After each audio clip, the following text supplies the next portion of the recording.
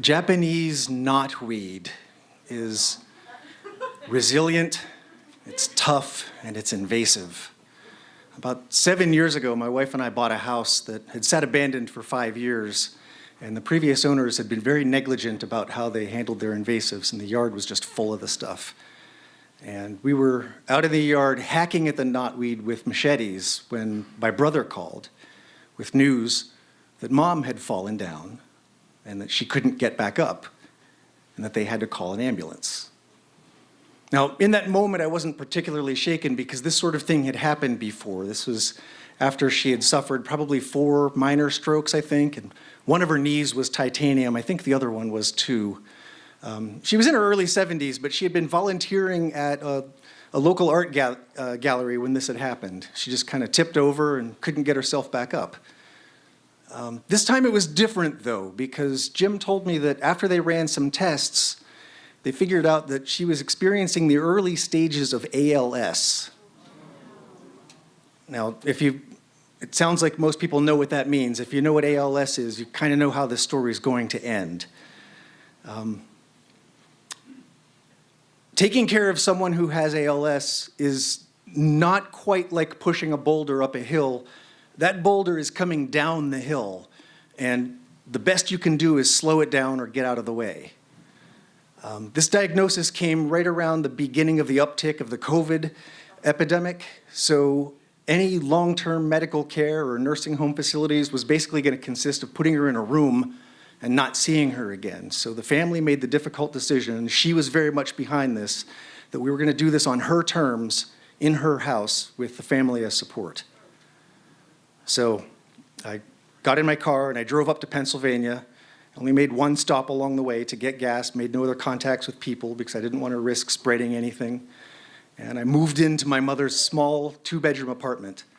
And my brother and myself and a cousin worked shifts taking care of her as the boulder rolled down the hill. I spent weeks sleeping on the floor in her spare bedroom, and my entire existence centered around listening for the sound of a bell.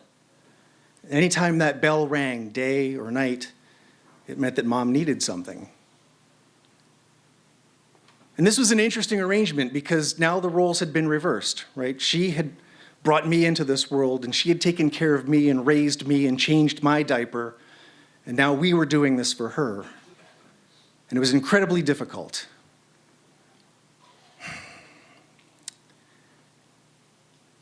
Over the weeks, it became apparent that this boulder was going to roll down the hill very quickly.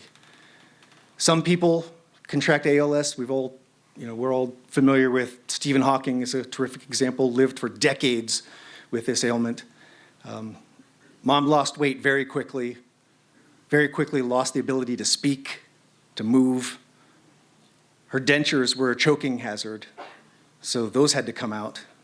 And in less time than anyone imagined, this beautiful, intelligent woman who had raised us and taken care of us was now a toothless skeleton who could only groan and point at things. We got her one of those computer screens that you could blink at and type a message, but her eyesight was poor and that didn't work, so she was restricted to just writing things on a notepad. Now, despite all of this, she still kept her spirit. She still was the same beautiful and intelligent person on the inside. Her spirit was still there. And there was one instance in particular that I remember. I'd just finished changing her bedclothes or arranging pillows or something, and I'd been leaning over her and moving her around in the bed, and it was very strenuous, and I could tell by her face that something was bothering her, and she needed something else. And I said, Mom, what is it? What else could I possibly do for you? And she started making these motions with her hands, and it reminded me of, do you remember there was a magician in the 70s and 80s, Doug Henning, who did the illusion of magic? It was like that kind of thing. I thought she was telling me that the angels were coming, and I said, Mom, what is it? And she motioned for her notepad, and she wrote, "You need a shower." Okay. Okay, so she's still in there. But that was one of the few high points during this ordeal. Not long after that, one night when I was with her by myself, we were holding hands and just talking about life. and she confessed to me that she wanted to die. She begged me to put a pillow over her face. I said, Mom, I can't do that. I'll get in so much trouble. But she really meant it. And it was a sincere, heartfelt moment that just crushed me. And I remember, I think it must have been that morning or the following morning. It was not too long after that. I was on the floor in the spare bedroom when the weight of everything that was going on hit me. The importance of what I was doing. This was the most important thing I had ever done. And it was doomed to fail. There was no way to succeed. And something inside me broke, and the boulder rolled over me.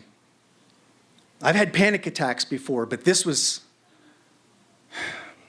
like the walls were melting, and I was watching myself from the ceiling, and I could see my cousin rush in to comfort me. And I have very few memories of that incident, but they told me that I was speaking in tongues, and I lost it. I broke.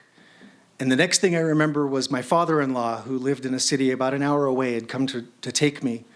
And before I left, my mom, I remember that she touched my hair, and she gave me the ASL sign for I love you. And I said, I'll be back. And I went home thinking that, in 2 weeks I'll recover. And, I saw my doctor, and I'd been diagnosed with a mild psychotic break, and they put me on some sedatives. And about 2 weeks later, I got a second phone call from my brother, and he said, we were giving Mom a bath, and she was in the warm water, and she exhaled and never inhaled again. And that was it. I never saw her again. So I made it back for the funeral, and then I came back here, and for about 2 weeks I was just numb. And then I remember one day I was sitting at home alone, and this is very soon after all of this had just unfolded. And I was probably just staring at a wall. I don't know what I was thinking, probably nothing. And I heard the sound of a dog barking in the distance. One of our neighbors has one of those dogs that makes a noise like a screwdriver to the ears. And it just really started to aggravate me, and it filled me with rage. And I knew that if I didn't get out of the house, I was going to break something or do something that I regretted. So I went onto the porch, and I found the machete, and I went into the yard, and I found some knotweed, and I began hacking and slashing and pounding the earth with this machete. And I was bellowing with rage, making the sound of a monster from your nightmares. And I screamed until my throat was raw. And I lifted the blade and I hacked at the earth until my elbow was swollen and my shoulder was numb and my hands were bleeding. And in my mind's eye, every strike of this blade was about to split the earth in half. But all it did was just bounce off the ground, and nothing happened until there was nothing left in me and I collapsed. And I just exhaled and hung my head with my hair hanging in my face. And it was good. Because in that moment I knew that I was alive and that I was strong. And once again, I could feel.